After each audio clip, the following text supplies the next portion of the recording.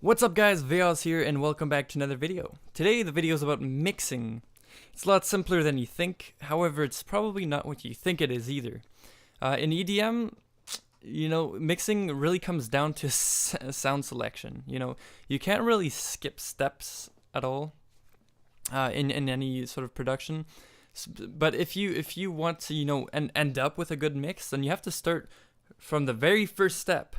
And then the next step after that, make sure that, your sound good. And then the step after that, make sure it sounds the best that it can. And, stuff like that. So I just made this quick drum loop to try to show you guys a little bit what I'm talking about. And I didn't do any mixing except for level volume, basically. Check this out. Okay, that sounds pretty good. That sounds like pretty much a mixed drum kit, Maybe you could take a bit of compression on the mix bus for the drums, but I mean, that sounds pretty good, just like that. No EQing, no compressing, no overcomplication of any sort. And basically, mixing in general is just overhyped. People say oh, you need to get this plugin and this. There's entire channels based on mixing on YouTube and stuff. And the thing is, that's it's at the end of your song. That's when you do the mixing. But until then, it's fully songwriting it, or it should be, because or else you're going into a technical mindset and your songwriting is gonna be crappier rather. Okay, so basically, mixing really starts with sound selection, and then once you've picked a sound and you just really like it, okay, there's no debating whether it's gonna be that sound or not. Okay, that's when you're gonna start wanting to EQ things and compress, saturate, all that stuff. Okay, these things are really meant for tone shaping at this point. But basically, yeah. So in your sound design or songwriting process, you can totally do tone shaping, but as long as it sort of sounds good, overall. And when it's time to glue everything together, mixing, okay, we'll start, taking this, these EQs and these compressors out, which, by the way, stock is totally fine. You don't need to go grab the Pro Q stuff or anything like that. Although, maybe you'll get to a level one day that'll be worth it for you. But for, even for me, I've been doing this for a while and I'm just using the stock stuff.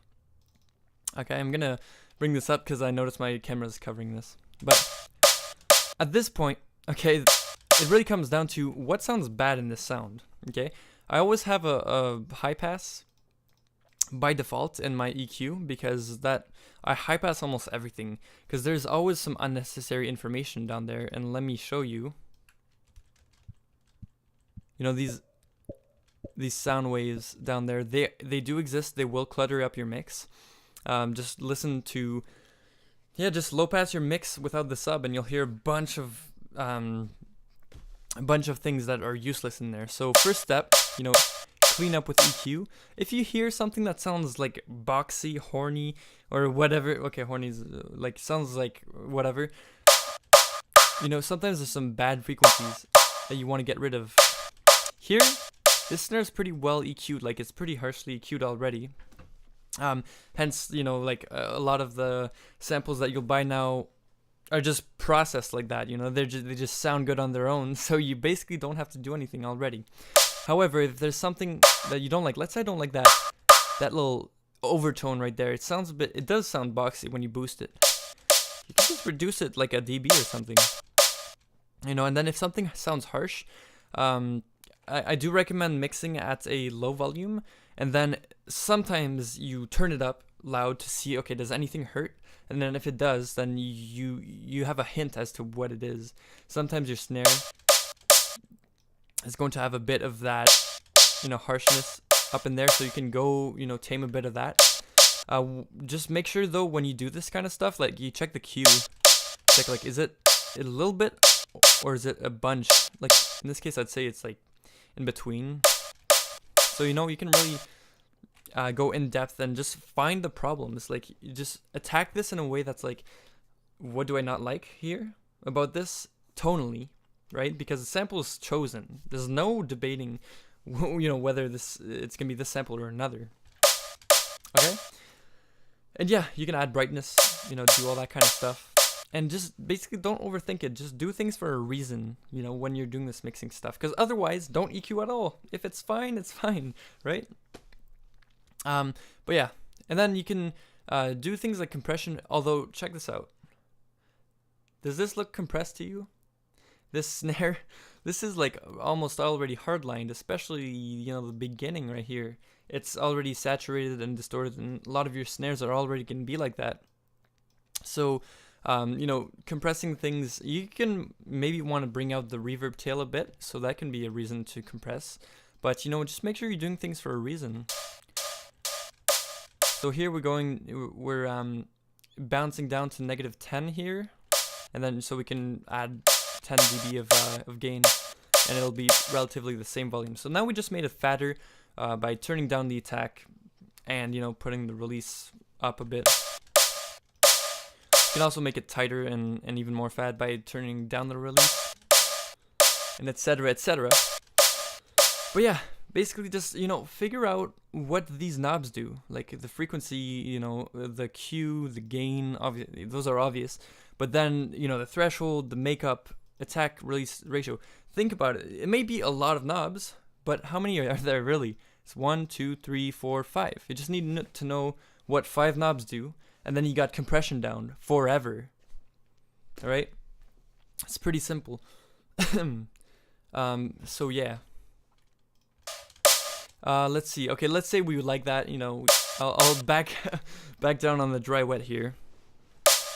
And you can always add a bit of reverb, but just know that that kind of stuff will mess with your dynamics. So let's say, okay, I'm gonna render this down completely without reverb, and now I'm gonna add reverb and render it down. So check this out. That doesn't look the same at all, and in fact, it's way more dynamic, right? So just know that when you're doing that kind of stuff, that maybe after putting a reverb or something, it could be handy just for the sake of your mix and your dynamics and stuff. And especially if you want to make it loud, you know that you might want to like soft clip it or something after, or compress it to make sure that it's a good level afterwards, and not just like some wimpy, reverby kind of thing. So that's just some things to consider during mixing. Okay, and also don't underestimate the power of grouping things in a mix. Man, like people, big mixers, big name mixers, they submix everything, like, and probably multiple times. So, you know, your drum mix should definitely have, well, you should definitely have a drum mix, you know, so that at least you can sort of see the levels that are coming out. And some, you know, a lot of people do parallel compression on their drums because it makes it sound beefier and stuff. Then you can, you know, EQ it if there's something general about your drums. If your client says, you know, oh, it needs to be brighter or something, like it's a bit too tubby, you know, these like keywords, which you can find probably on Google, just a big EQ thing with a bunch of names. But yeah, you know, stuff like that. So yeah, basically, I really can't find a problem with these drums right now that I'd actually want to do. But if I did, though, you know, I'd just use all the tools at my disposal. EQ, compression, saturation, all that stuff. Reverb, if I want to add some space. Chorus, if I want some wonky, you know, type of effect. Phasers, you know, all those things can be tools, and they achieve a purpose for sure. Now, yeah, also, finally, the last thing I want to say is try to separate a little bit, you know, your process of like creation, songwriting, and then mixing. You know, during songwriting, you can definitely throw on some effects. Like, you know, you don't have to worry exactly about what you're doing, although it will save you time if you know, take care of things like, you know, you add a reverb followed by a soft clip or something. It will save you time during mixing because that won't be a problem you have to fix anymore. right? So you can just do small things like that. But otherwise, really mixing is like 90% just levels. It's like, because look, I'll just play the same thing, just with levels just being off and stuff. Check this out. You know, there's just something wrong here, obviously, and what's wrong with it? Cymbals are too loud. Just turn down the cymbals, you know? Like, that's 90% of mixing. And then the rest of it is just really gluing it together. Like, okay, well, this bass is sticking out too much, especially in the mid-range, because like, my speakers tell me that, you know? And I don't want to drag this video on too long, but another thing is just knowing your speakers well enough. You know, check this out, guys. I've been using these Logitech speakers that my cousin Jeremy gave me for years, okay? And they're Logitech speakers. They have a sub with them, but that's what I've been using. You know, you have all these big studio guys using like NS10s, which are like high-end, classic, you know, monitors and stuff. You got these people using $10,000 Genelecs or whatever, you know, expensive monitors, and what the hell, you don't even need that. You know, I've made some crazy good sounding mixes using freaking $20 earphones. Seriously, like, it's just know what it does to the audio, and just know these things, you know, just just knowing what songs sound like on these, and you know, knowing the difference between those and my, you know, Logitech set of speakers. That's gonna be your friend, and then you can go back and forth between systems and figure out, you know, different speakers will give you different kinds of information. And yeah, my my earphone things that I've bought, they sound really boxy and stuff, and they give me information in the mid-range, but they're not very enjoyable to listen to. You know, you definitely don't want some system that's gonna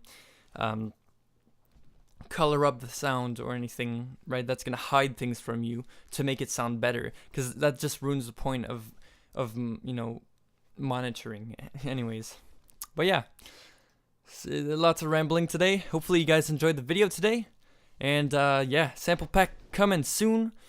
I will set a date in the description down below, so have a good day, guys. See you later. Peace.